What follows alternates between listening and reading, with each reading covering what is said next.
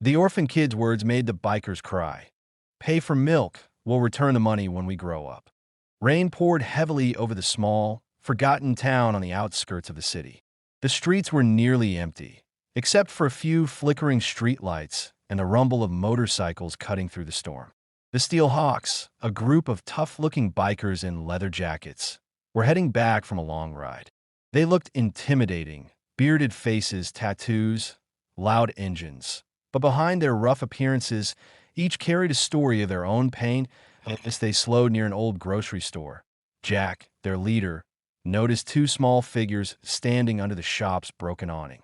They were drenched, shivering, and holding hands tightly.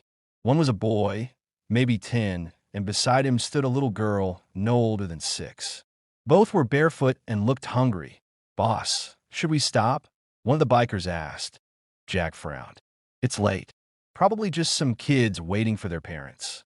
But as they passed, the girl suddenly ran forward, waving her tiny hands desperately. "Mister, please wait." Jack hit the brakes, the bike screeching to a halt. The girl ran to him, clutching a small empty bottle of milk. Her eyes were swollen from crying.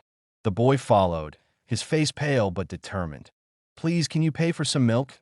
the girl asked, trembling. "My brother's been sick, and the shopkeeper won't give us more unless we pay." Jack stared at her, unsure what to say. The bikers looked at one another, uncomfortable. None of them were used to being begged for milk by children. The boy stepped forward and spoke firmly, despite the tears forming in his eyes. "We're not asking for free. Just help us this time. We'll return the money when we grow up. We promise." The words hit like thunder in the quiet night. Jack's heart clenched. He had been an orphan once, too. He knew what hunger felt like, what it was like to ask strangers for kindness and be turned away. "Where are your parents?" Jack asked softly. The boy looked down. "They died last year. In a fire. We live in the old shed behind the church." The girl hugged her bunny tightly. "Mama used to bring us milk before bed. I just wanted some for my brother. He's been coughing all night." Jack turned his head to hide the tears forming in his eyes. Behind him, even the roughest biker, Red, wiped his nose, pretending it was just the rain. Without another word, Jack walked into the store. He bought milk, bread, fruit, and a few other things. When he came out, the kids were still waiting in the rain, eyes wide with fear and hope. That he knelt down, holding out a small grocery bag. "Here," he said gently. "This should last you a while." The girl's eyes filled with tears. "We'll pay you back. I promise, mister." Jack smiled sadly. "You already did, sweetheart." The boy frowned, confused. "How?" "By reminding us what real strength looks like," Jack replied. "It's not about how much you have. It's about how much you keep believing, even when life hits you hard." The bikers silently nodded, their tough faces breaking into soft smiles.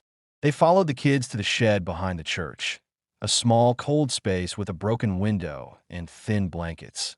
Jack looked around and clenched his jaw. "Not anymore," he said. "You're not staying here." The girl gasped. "But where will we go?" Jack turned to his crew. "Boys, what do you say? Time we use our muscle for something good." Red grinned. "You're in my mind, boss." That night, the Steelhawks transformed the children's world. They gathered blankets, repaired the shed, brought a small heater, and even built a new bed out of spare wood. The kids watched in awe, eyes wide as these scary-looking men laughed, hammered, and worked in the rain. When it was done, Jack handed the boy a warm jacket. "You take care of your sister now. You're the man of the house." The boy nodded proudly. "I will. Thank you." Jack stood up, voice cracking. "And when you grow up, we'll return the money," the girl said, smiling shyly. Jack chuckled. "Just promise me you'll help someone else one day. That'll be enough." The bikers rode off into the dawn, the engines roaring through the misty morning air. But something inside them had changed. They weren't just a gang anymore. They were a family that had found purpose again. Years passed. The town changed, but the memory of that rainy night never faded. One afternoon, Jack received a letter in his garage. Old, worn, but neatly written, it read. "Dear Mr. Jack, you once bought us milk when we had nothing. You told us to help someone else when we grew up. Today, my sister and I opened a small orphanage near the church for kids like us that we kept our promise. With love, the kids who owed you milk.